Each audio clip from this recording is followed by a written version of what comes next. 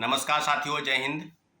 अभी बात होगी जो शिक्षकों के साथ बीपीएससी की बातचीत हुई है, इस संदर्भ में किन किन चीज़ों पर और किन किन विषयों पर जो विसंगति है उसको लेकर बातचीत हुई है। और कल जो है सारी चीज़ों पर आपको मोटा मोटी जो जानकारी है उस बारे में आपको भी जानकारी हो गया होगा।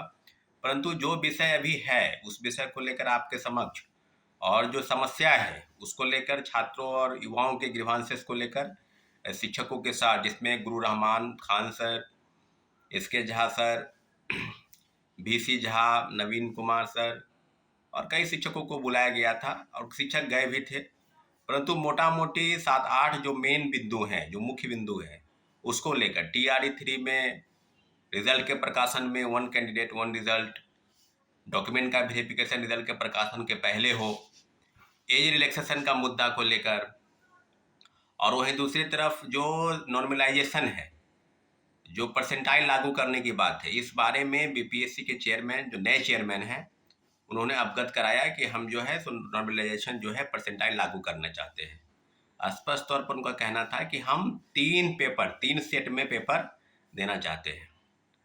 तो साथियों, कल से ही कई चीज़ों पर हमने देखा कि कई वीडियो के माध्यम से कई शिक्षक जो हैं उसमें इस चीज़ का सपोर्ट करते नजर आए।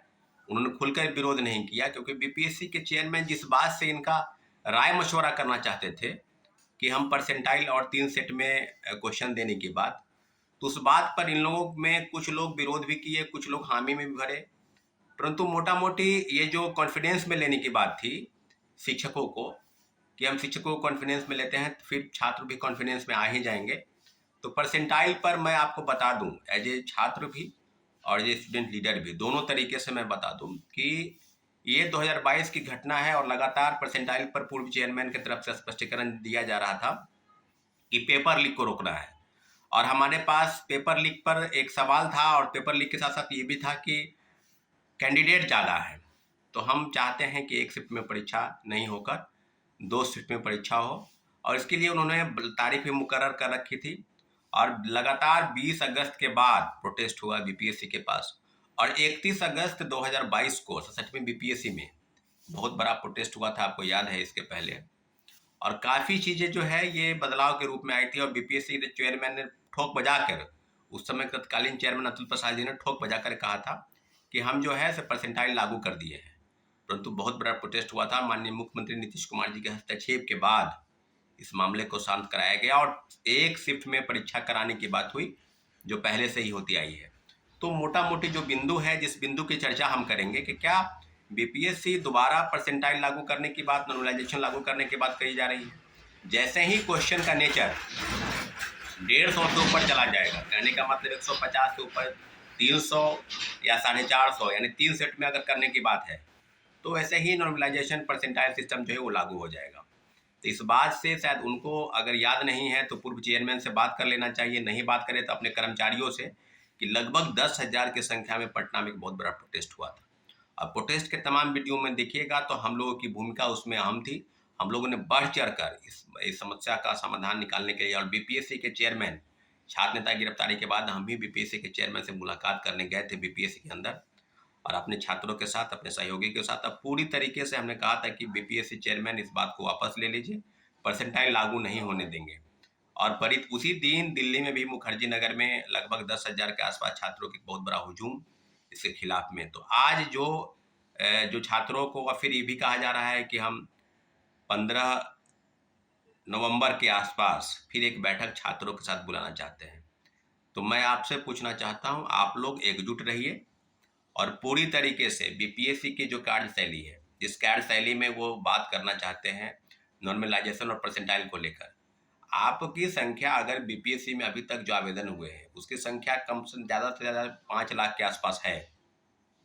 अगर आप चाहते हैं कि अलग अलग जिलों में अलग अलग सेट हो, अलग अलग तरीके से, तो हम लोग स्पष्ट तौर पर यह कहना चाहते हैं कि बीपीएससी द्वारा आयोजित 1 शिफ्ट और 1 सेट एक परीक्षा है, और पहले की तरह जिस प्रकार से बीपीएससी पहले की तरह आयोजित करती आ रही है, उसी तरीके का परीक्षा हम लोग चाहते हैं कि आयोजित हो, और किसी भी प्रकार से इफ वट की संशय की स्थिति में नहीं हो।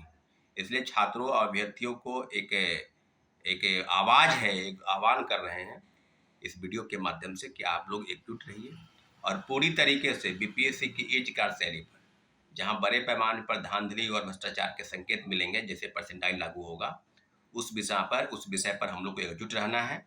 और 2022 में जो प्रोटेस्ट हुआ था, अगर बीपीएससी नहीं मानती है, एक सुर में अगली जो बैठक होगी उसमें सीधे कहना है हम लोगों को एकजुट होकर कि हम लोग एक शिफ्ट में परीक्षा चाहते हैं, और एक से ज़्यादा शिफ्ट में जैसे ही परीक्षा होगी तो वहाँ नॉर्मलाइजेशन और परसेंटाइल सिस्टम लागू हो जाएगा। किसका होगा किसका नहीं होगा ये कहना बहुत मुश्किल है। इसलिए छात्रों अभ्यर्थियों आप सबसे कि बीपीएससी ने कई समस्याओं का पेपर लीक में आपको रोकना है तो आप रोक नहीं पाए। पेपर लीक लगातार बीपीएससी में हुआ, 67वीं 66वीं पेपर लीक हुआ, 67वीं पेपर लीक हुआ। कौन सरगना है अभी तक आप उसको पकड़ नहीं पाए हैं। कभी पिंटू यादव, कभी आईएएस, एक आईएएस अधिकारी जो गुजरात कैडर का है उसका नाम आता है। तो शिक्षक भी है, सेटर भी है, माफिया भी है। दूसरी तरीके से कहा जाए तो बीपीएससी की उच्च कार्यशैली पर, जहाँ पर बीपीएससी खुद को पाक साफ बताना चाहती है, शिक्षकों को कॉन्फिडेंस में लेना चाहती है ताकि छात्र भी हमारे पक्ष में आ जाए, तो किसी भी हाल में हम बीपीएससी चेयरमैन को आगाह करते हैं कि नॉर्मलाइजेशन और परसेंटाइल सिस्टम, एक से ज़्यादा शिफ्ट में परीक्षा कराने की जो आपकी पद्धति है, रणनीति है, उसमें आपको सफलता नहीं मिलेगी। हम लोग चाहते हैं कि एक शिफ्ट में परीक्षा हो।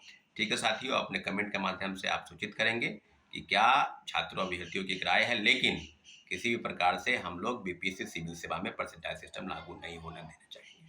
ठीक है साथियों, धन्यवाद, जय हिंद।